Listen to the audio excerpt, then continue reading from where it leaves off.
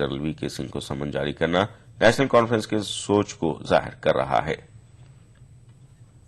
हाँ, जो दिल्ली के जो नुमाइंदे हैं गवर्नर बोरा, जो उनकी ड्यूटी बनती है कि वो सेक्शन 92 को इन्वोक करें और इस सरकार को तुरंत जो है बर्खास्त करें, क्योंकि अगर ये सरकार एक दिन और सत्ता में रहती है तो इससे देश को और ज्यादा नुकसान होगा। और सबसे बड़ी बात कि कश्मीर में जो अलगाववादी ताकतें हैं उनको और जो है वो जो है ताकत मिलेगी। तो समय आ चुका है। बीजेपी महकमे एनिमल हस्बेंड्री ने कहा है कि सरहदी इलाकों में तरजीही बुनियादों पर लिंक प्रोडक्शन यूनिट के इजाफे पर तवज्जो दी गई। दरहाल नौशेरा राजौरी में एनिमल हस्बेंड्री की सेक्रेटरी श्री सरिता चौहानी ने एक बेदारी कैंप से खिताब करते हुए ये बात कही।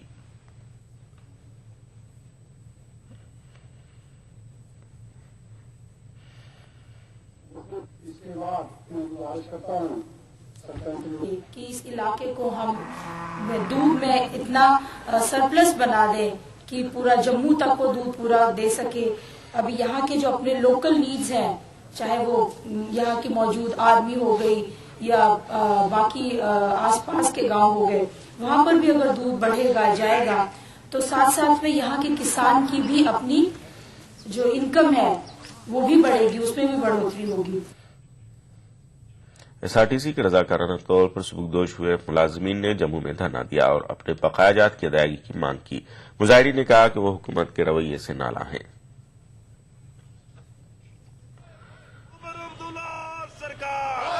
रहेंगे, अपना हक नहीं छोड़ेंगे,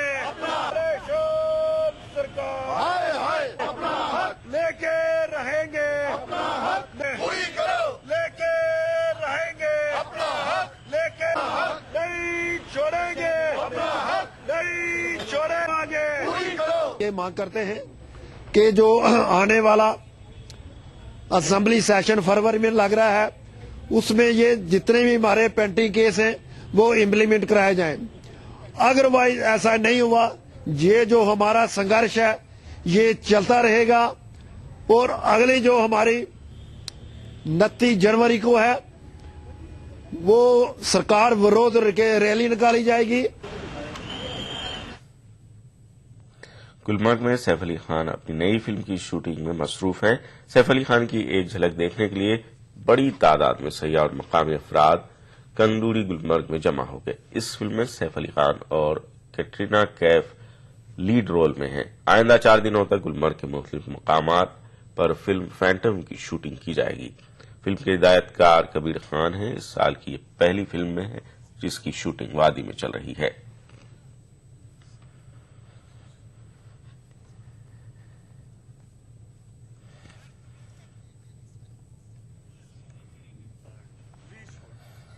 ईटी उर्दू कश्मीर में फिलहाल इतना। एक वक्फे के बाद देखेंगे खास बात मेरे साथी अबू हुरैरा के साथ। आदाब।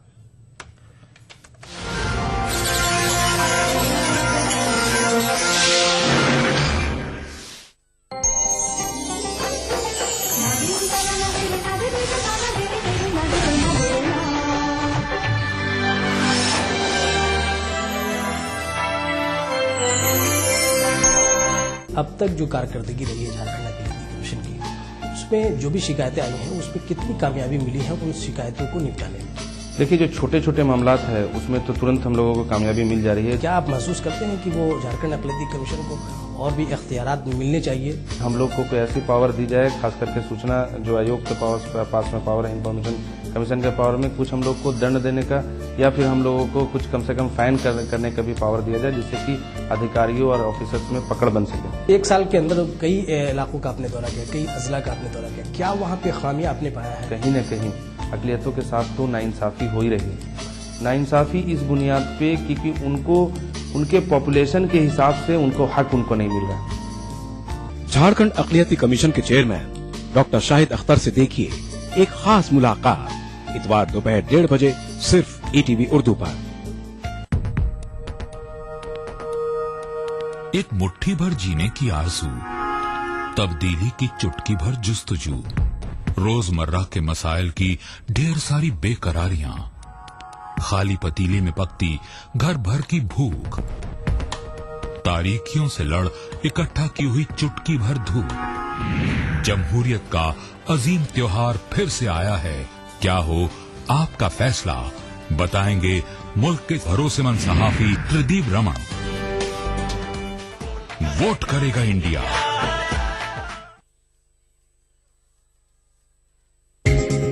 ईटीवी उर्दू पर अगला प्रोग्राम।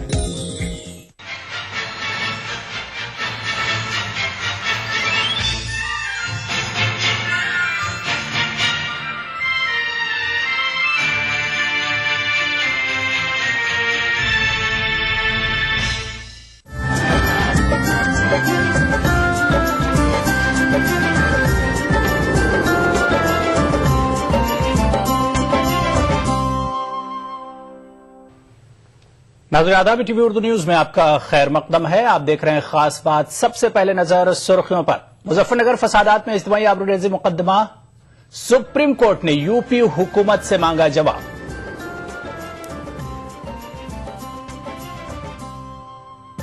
सोनिया ने भी खेला सेकुलर कार्ड, कहा अहम अपोजिशन नफरत फैलाकर समाज को कर रहा है तकसीम। Indian Muslim democratic front 30% reservation के लिए चलाएगा मुल्क गिर मुहिम, बहुत जल्द होगा मुहिम का आगाज। और बोहरा फिरके के रूहानी पेशवा सैयदना बुरहानुद्दीन का इंतकाल, फिरके में गम की लहर।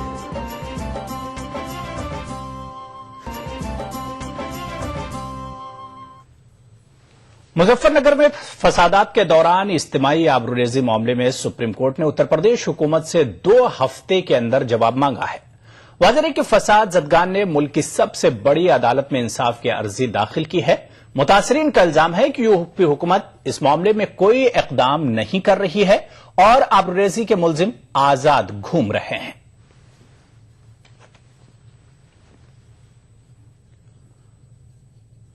ऑल इंडिया कांग्रेस कमेटी के इजलास में सोनिया गांधी ने तमाम मौज़ूआत के साथ सेकुलर कार्ड का भी इस्तेमाल किया। इजलास से खिताब करते हुए सोनिया गांधी ने कांग्रेस की क़यादत वाली यूपीए हुकूमत की कारकर्दगी की सताइश की और कहा कि तमाम दिक्कतों और शदीद मुखालिफतों के बावजूद कांग्रेस ने अपने क़यादत का सफर मुसलसल जारी रखा। उन्होंने कहा कि अवाम को बाइख्तियार बनाने के लिए मनमोहन सिंह ने कई अहम कानून वज़ा किए। इस मौके पर सोनिया ने अहम अपोजिशन जमात बीजेपी को निशाने पर लिया। सोनिया ने कहा कि बीजेपी समाज में मुनाफरत फैलाकर मुल्क को तकसीम करने की कोशिश कर रही है। सोनिया ने कहा कि कांग्रेस आम इंतखाबात के लिए तैयार है। तमाम दुष्प्रचार, गलत बयान और झूठे आरोपों के बावजूद हमारी पार्टी और सरकार मजबूती के साथ जमीन पर अपने पैर जमाए रही और अपनी नीतियों और कार्यक्रमों पर अडिग रही। इन सब बातों के साथ मैं महसूस करती हूं कि एक और सबसे बड़ा खतरा जो हमारे देश के ताने बाने को है वह सांप्रदायिक शक्तियों और विचारधाराओं से है।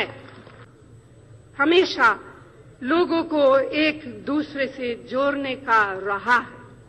उनकी मिलीजुली राष्ट्रीय पहचान के गर्व के साथ सबको एकता के सूत्र में बांधने का रहा है।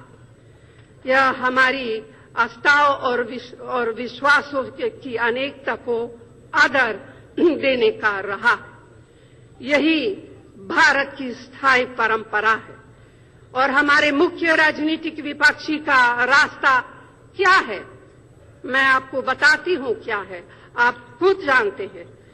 यह समाज को बांटने और सांप्रदायिक आधार पर अलग अलग करने का है। यह कट्टरता और द्वेष फैलाने का है। यह एकता के नाम पर एक रूपता थोपने का है। यह दिखावटी नरमी के नकाब के पीछे अपना असली चेहरा छिपाने का है। यह हमारे नेताओं की निंदा करने और उनके ऊपर झूठे आरोप लगाने का है और यहां तक कि यह रास्ता हिंसा भड़काने का है। इस तरह की विचारधारा को कैसे बर्दाश्त किया जा सकता है?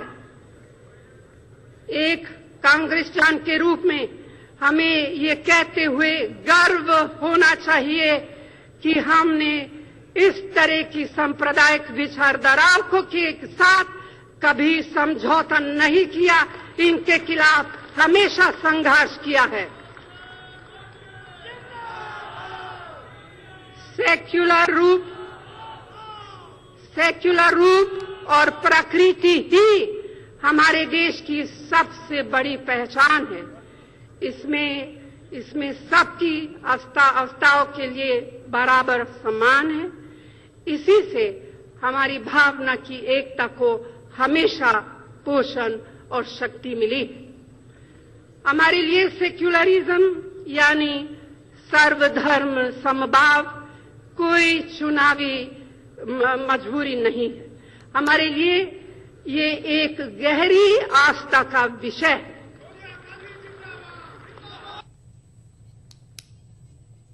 अंतर्राष्ट्रीय जनता दल के सरबराह लालू प्रसाद यादव ने सोनिया गांधी की तायीद करते हुए कहा कि फिरका परस्त ताकतों के खिलाफ उनका मिशन मुश्तरका है।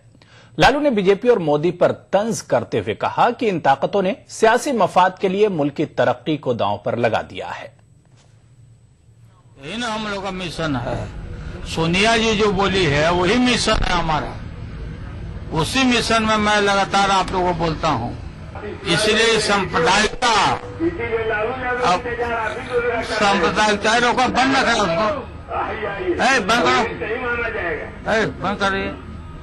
सांप्रदायिकता अफवाह फैला करके और ये पूरा देश का जो अचीवमेंट है, जो काम है, उसको डाइल्यूट कर रहा है और यूथ को मिसलीड कर रहा है। सब आप पार्टी हो या ये सब पार्टी सारा नाच से इसलिए इसके जबड़ा को उखाड़ेंगे हम लोग। सांप्रदायिकता जहर है। एक होंगे आप लोग?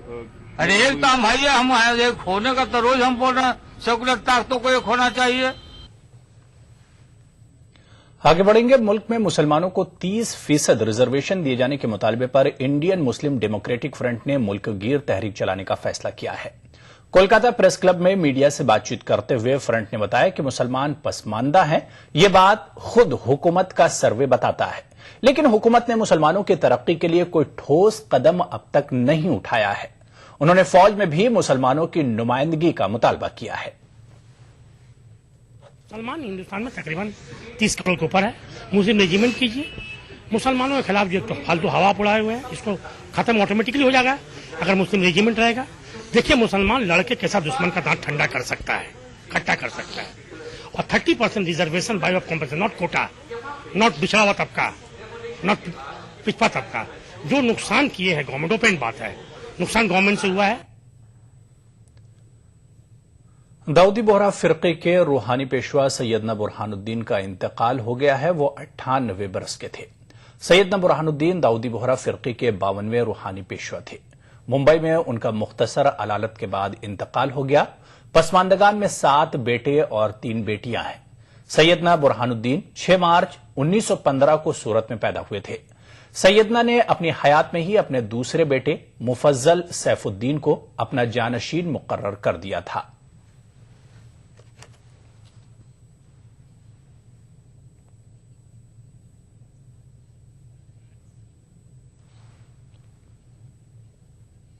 उधर बोहरा रहनुमा की मौत पर रांची में उनके अकीदतमंदों ने सीनाकोबी की और गम मनाया। उन्होंने अपने तासुरात का इजहार करते हुए कहा कि उनका विसाल पूरे मुल्क के लिए अफसोसनाक तरीन वाकया है।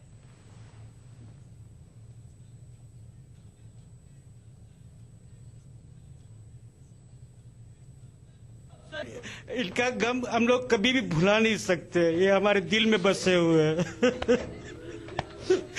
गम हमसे पूरी दुनिया को इसका गम होगा। पूरी कायनात उनके बिना अधेरी हो गई। परवरदिगार उनको जन्नत नसीब करे। हमारे दुख ने पूरा सिफाना अपना बात हमें केम गम पर पुलिस हमें कहा दईसू हमें तो खास बात में फिलहाल लेंगे छोटा सा ब्रेक। कुछ और खबरों के साथ जल्द हाजिर होंगे। स्किन क्रीम, इसको सिर्फ रात में इस्तेमाल करने से आपको मिले फेस प्रॉब्लम से आजादी। अब फेस प्रॉब्लम को कहिए बाय बाय। एली फार्मास्यूटिकल्स द्वारा। What? You want me to wait for another 40 minutes? I don't believe you. No, forget it. Boyfriend wait करा रहा है। Man, I tell you. अब आप 40 मिनट्स के लिए क्या करेंगी? No idea. Get idea. Idea internet अपनाएं, चैट, अपलोड, सर्च और सर्फ करें अब 90% कम दर पे। वो सुबह कभी तो आएगी, गरीबों को, अमीर लोगों को, हर जात के लोगों को मुफ्त दवाई। कार एक्सीडेंट में कार में बैठने वाला व्यक्ति इंश्योरेंस का हकदार बन जाता है, तो हम क्यों न अस्पताल के हर बेड का इंश्योरेंस करें? उस बेड पर जो आया वो इंश्योरेंस का हकदार बन जाए। आपने सुनी नेताओं की आवाज, हम सुनना चाहते हैं आपकी आवाज। स्वास्थ्य सेवाएं सुधारने के लिए आज ही अपने आइडियाज भेजें। Change India, an agenda for the next PM।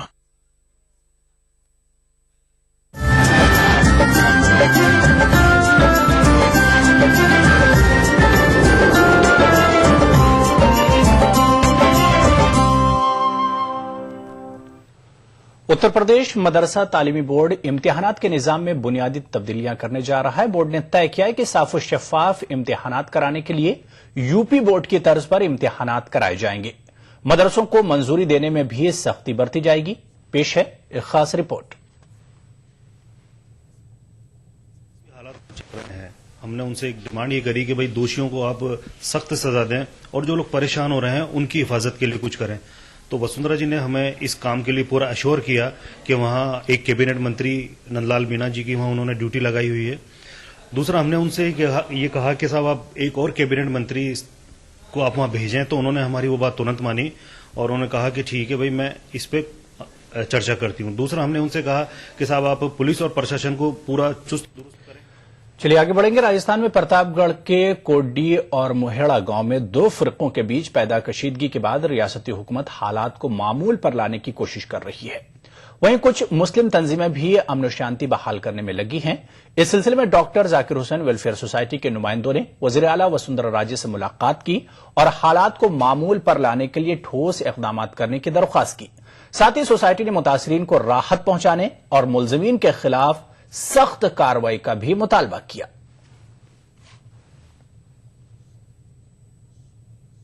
हालात वहां चल रहे हैं, हमने उनसे एक डिमांड ये करी कि भाई दोषियों को आप सख्त सजा दें और जो लोग परेशान हो रहे हैं उनकी हिफाजत के लिए कुछ करें। तो वसुंधरा जी ने हमें इस काम के लिए पूरा अश्योर किया कि वहाँ एक कैबिनेट मंत्री नंदलाल मीणा जी की वहाँ उन्होंने ड्यूटी लगाई हुई है।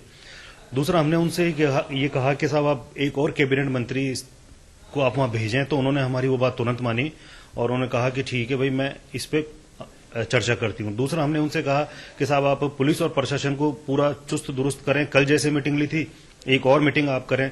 उनकी तरफ से हमें पूरा आश्वासन मिला और उन्होंने हमें ये बिल्कुल साफ कहा कि दोषियों को बख्शा नहीं जाएगा और निर्दोषों की वहां पूरी हिफाजत की जाएगी, पूरी सुरक्षा की जाएगी। जो भी वहां पीड़ित हैं, जैसे आज अखबार में हम लोगों ने पढ़ा कि भाई वहां हॉस्पिटल तक लोग पहुंच नहीं पा रहे हैं, खिदमत नहीं हो पा रही, उनकी सेवा नहीं हो पा रही है। तो हमारी सोसाइटी का एक शिष्टमंडल हो सकता है कि कल प्रशासन से इजाजत लेके कल प्रतापगढ़ पहुंचे और हम उनकी सेवा में जुटे। कानपुर के बिल्हौर और घाटमपुर तहसील को कानपुर कलेक्ट्रेट से जोड़ने के मुतालबे को लेकर कानपुर के वकला ने कचहरी में खामोश एहतजाज किया। वाज़ेह है कि बिल्हौर और घाटमपुर तहसील कानपुर शहर के करीब होने के बावजूद इन दोनों तहसीलों को दूसरे जिले कानपुर देहात से जोड़ दिया गया है। वकला का कहना था कि दोनों तहसीलों को कानपुर देहात से जोड़ने की वजह से आवाम को काफी परेशानी का सामना है। ये जो आज मौन धरना चल रहा है, हम लोगों ने समय मांगा था माननीय मुख्यमंत्री अखिलेश यादव जी से कि जो कोर्ट में या न्यायालयों में लिखा रहता है कि वादकारियों का हित सर्वोपरि है, उसको लेकर हम लोग इस आंदोलन को चल रहे हैं कि वादकारियों का हित सर्वोपरि है। तो आज वादकारी का हित कहाँ से सर्वोपरि है? 60 किलोमीटर 70 किलोमीटर से लोग आ रहे हैं कोर्ट कचहरी, पूरा दिन जाता है, एक दिन पहले जाके बैठते हैं। अधिवक्ता परेशान हो रहा है, जो सुबह चला जाता है तो वो शाम को आता है, यहाँ का कार्य बाधित हो रहा है। इस कारण लेके एक यहाँ पर कानपुर नगर के अधिवक्ताओं ने एक समिति बनाई है बिल्लौर घाटमपुर संघर्ष समिति, उस समिति के माध्यम से हम आज आंदोलन कर रहे हैं। इससे पहले भी कार्यक्रम चला रहे हैं। हम मुख्यमंत्री से समय मांगा, मुख्यमंत्री इतने बड़े हिटलर्स आए हैं, उनके पास समय नहीं है अधिवक्ताओं से मिलने के लिए, उनकी समस्याओं को सुनने के लिए, और बताते हैं सपा सरकार हितैषी सरकार है। और ये आज धरना था हमारा। इस धरने के माध्यम से मुख्य मांग हमारी यही है कि बिल्लौर घाटमपुर तहसील को न्यायिक क्षेत्र कानपुर नगर में जोड़ा जाए।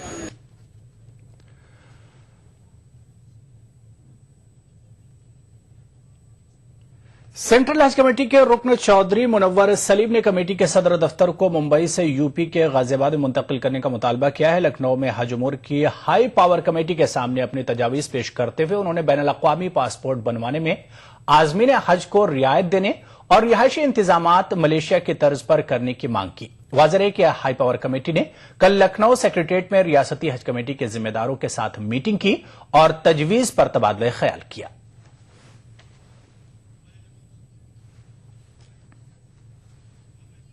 मुतालबा किया कि बॉम्बे में सेंट्रल हज हाफिज तब बना था जब लोग समंदर के रास्ते से हज करते थे। अब हिंदुस्तान के 1/4 हाजी अकेले उत्तर प्रदेश से जाते हैं, लिहाजा हज से मुतालिक सेंट्रल ऑफिस जो है वो बंबई से उठाकर गाजियाबाद को बनाया जाना चाहिए, जो दिल्ली के करीब है। हिंदुस्तान के बाकी हिस्से भी उससे फैज़याब हो सकते हैं। हमने इस तरह के मुतालबात किए बहुत सारे, और उन मुतालबात को जस्टिस साहब ने नोट किया और हमें उम्मीद है कि चूंकि हमारी जायज मांगे हैं, हमने पासपोर्ट को लेकर भी कहा। हमें पहले पिलग्रिम पासपोर्ट मिलता था जो टेम्परेरी होता था। ये हिंदुस्तान की 1/5 आबादी की प्रॉब्लम है, माने पूरे मुसलमान। नाज़रीन, इस वक्त बड़ी खबर मुंबई से आ रही है, जहां पर मालाबार हिल इलाके में मची भगदड़ में 18 अफराद हलाक और मुतादिद जख्मी हो गए हैं। जख्मियों को नजदीकी अस्पताल में दाखिल करा दिया गया है। ब्रेमेन मुंबई म्युनिसिपल कारपोरेशन जराये के मुताबिक बोहरा फिरके के रूहानी पेशवा सैयदना बुरहानुद्दीन को खिराज अकीदत पेश करने के लिए बड़ी तादाद में अकीदतमंद जमा हुए थे। इसी मजमे में भगदड़ मची जिससे ये हलाकतें हुई हैं। हम आपको बता दें, मुंबई से बड़ी खबर आ रही है, जहां पर भगदड़ मचने से कई अफराद हलाक हो गए हैं और दीगर लोग जख्मी हुए हैं। मुंबई के मालाबार हिल इलाके में यह भगदड़ मची। हम आपको बता दें कि सैयदना बुरहानुद्दीन का कल मुंबई में लंबी अदालत के बाद इंतकाल हो गया था। आज लोग उन्हें खिराज अकीदत और देने के लिए जमा हुए थे, जहां पर इस भीड़ में भगदड़ मची और भगदड़ के बाद इस में 18 अफराद हलाक हो गए और मुतादिद अफराद जख्मी हुए हैं। हम आपको बता दें कि जख्मियों को नजदीकी अस्पताल में भर्ती करा दिया गया है। हम आपको बताते चलें कि सैयदना बुरहानुद्दीन, जो कि दाऊदी बोहरा फिरके के रूहानी पेशवा थे, कल उनका लंबी बीमारी के बाद मुंबई में इंतकाल हो गया था। पूरे मुल्क में बड़ी तादाद में उनके चाहने वाले हैं। आज मुंबई में मालाबार हिल इलाके में बड़ी तादाद में लोग उन्हें खिराज अकीदत पेश करने के लिए जमा हुए थे। इसी बीच उस भीड़ में भगदड़ मच गई, जिसमें 18 अफराद के अभी तक हलाक होने की खबर आ रही है, जबकि मुतादिद अफराद इस भगदड़ में जख्मी हुए हैं। हम आपको बता दें कि मुतादिद अस्पतालों में जो लोग जख्मी हुए हैं इस भगदड़ में उन्हें भर्ती कराया गया है। बोहरा फिरके के रूहानी पेशवा सैयदना बुरहानुद्दीन को खिराज अकीदत पेश करने के लिए बड़ी तादाद में लोग वहां पर जमा हुए थे और इस भीड़ में भगदड़ मचने के बाद यह वाकया पेश आया है, जिसमें अभी तक खबर आ रही कि 18 लोग इसमें मारे जा चुके हैं, जबकि कई ऐसे अफराद हैं जो इसमें जख्मी हो गए और उन्हें नजदीकी अस्पतालों में भर्ती कराया गया है।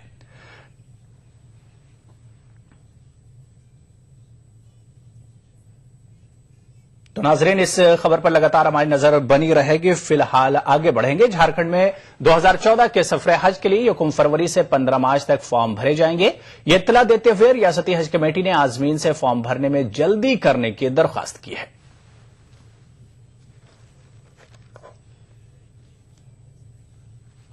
मार्च तक उसका फॉर्म भरा जाएगा। फॉर्म हमारे अर्रे हाउस में एक तरह से मिलना शुरू हो जाएगा। इसके अलावा हर जिला में जो हम व्यवस्थापक कमेटी बनाए हैं वहां उपलब्ध किया जाएगा। उसमें जरूरी है कि पासपोर्ट होना अनिवार्य है, इसलिए हमने रिक्वेस्ट कर बैठक करके विभाग को हिदायत दिए हैं जो जल्द से जल्द पासपोर्ट बनवा दिया जाए जो रुका हुआ है। मरकजी हुकूमत ने 4 साल पहले कर्नाटक में टीपू सुल्तान अक़लियती यूनिवर्सिटी के क़याम का ऐलान किया था, लेकिन अब तक इस सिलसिले में पहल न किए जाने पर टीपू सुल्तान यूनाइटेड फ्रंट ने अफसोस का इजहार किया है। बेंगलुरु में मुनक्किदा इजलास में फ्रंट के सदर सरदार अहमद कुरैशी ने कहा कि मरकजी वजारत अक़लियती उमूर ने मुजव्वजा टीपू सुल्तान यूनिवर्सिटी के क़याम के लिए अब तक कोई कदम नहीं उठाया। फ्रंट का कहना है कि वो उसी सियासी जमात की तायद करेगा जो टीपू सुल्तान यूनिवर्सिटी समेत दीगर मुतालबात को पूरा करने के लिए तहरीरी तौर पर अपनी रजामंदी जाहिर करेगी। हमारे कुछ डिमांड देकर वो डिमांड सामने लाकर ये बार हमें कौन सी पार्टी को देना या नहीं देना डिसाइड करेंगे। कोई इजलास बुलाया गया है। हमारे जो डिमांड है, पहला डिमांड यह है कि हजरत टीपू सुल्तान के नाम से जो यूनिवर्सिटी 4.5 साल से देती और को अभी तक एक जमीन नहीं अभी इनको दिखाई नहीं। इसके वास्ते पहले कहता होता तो जल्दी जमीन दिखा के गुदली पूजा करके उधर यूनिवर्सिटी बनाने का बोर्ड डाले तो हमें मानेंगे सरकार कुछ कर रही है करके, नहीं तो। जयपुर में सम्राटों का दरबार सज चुका है। हर तरफ इस फेस्टिवल के चर्चे हैं, लेकिन इसमें उर्दू का दूर दूर तक नाम नहीं है, जिसे उर्दू शायकीन को मायूसी हुई है।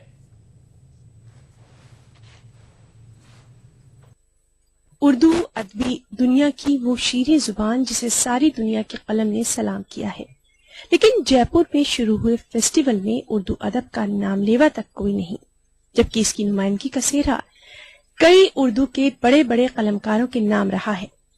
ऐसी तंग नजरी से गुलाबी शहर के उर्दू हल्के में नाराजगी और मायूसी दोनों पाई जा रही है।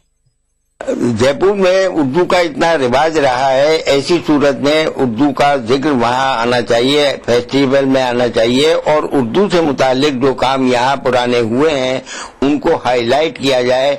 देखिए, वो दुनिया की सबसे बड़ी जबान का बोलने वाला अदब है, आप उसको पूरी तरह से हाईलाइट कर रहे हैं, उसी तर्ज पे कर रहे हैं, तो उर्दू अदब को शामिल क्यों नहीं कर रहे हैं, ये एक बड़ा सवाल है। और हमारे जो ऑर्गेनाइजर हैं, जो लिटरेचर फेस्टिवल के ऑर्गेनाइजर हैं, मेरी उनसे दरख्वास्त भी है और उनसे गुजारिश भी है कि आप कम से कम तासुब की ऐनक हटा करके उस उर्दू अदब की तरफ देखिए जिसने गालिब दिया है, जिसने फैज अहमद फैज दिए हैं, जिसने इकबाल दिया है। इकबाल वो शायर दिया है जिसने सारे जहां से अच्छा हिंदुस्तान हमारा।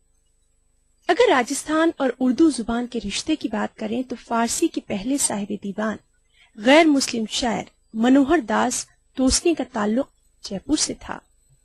मौलवी अब्दुल हक ने जयपुर को छोटी दिल्ली तक कह डाला। राजस्थान को मीर गालिब, दर्द और ज़ौक़ जैसे कई शायरों के शागिर्द भी नसीब हुए। आज राजस्थान में 3 यूनिवर्सिटीज में उर्दू बतौर सब्जेक्ट पढ़ाई जाती है। जोधपुर के शीन काफ निजाम को अदबी दुनिया के सबसे बड़े अवार्ड साहित्य अकेडमी अवार्ड से नवाजा गया। इसके अलावा राजस्थान ने कई बेहतरीन अदीब और शायर उर्दू जुबान को दिए हैं, जिन पर आज पूरी अदबी दुनिया नाज करती है। अब सवाल ये है कि किस तरह इस फेस्टिवल में उर्दू को नजरअंदाज किया गया। ऐसे गुलाबी शहर में उर्दू के साथ इस नाइंसाफी का किसी ने तसव्वुर भी नहीं किया था।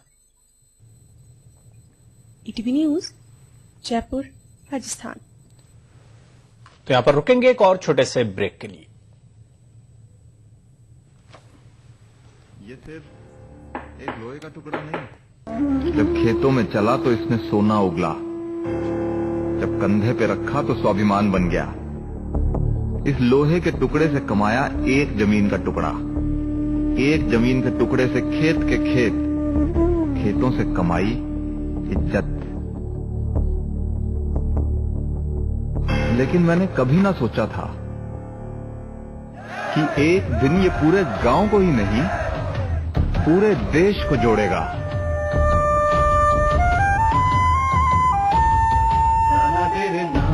ये कहानी थी एक गांव के योगदान की। इसी तरह देश का हर गांव देगा एक कृषि औजार, जिसके लोहे को मिलाकर बनेगी दुनिया की सबसे ऊंची, किसानों के महान नेता, लौह पुरुष सरदार पटेल की प्रतिमा। श्री नरेंद्र मोदी प्रेरित महाअभियान स्टैच्यू ऑफ यूनिटी, एक भारत श्रेष्ठ भारत।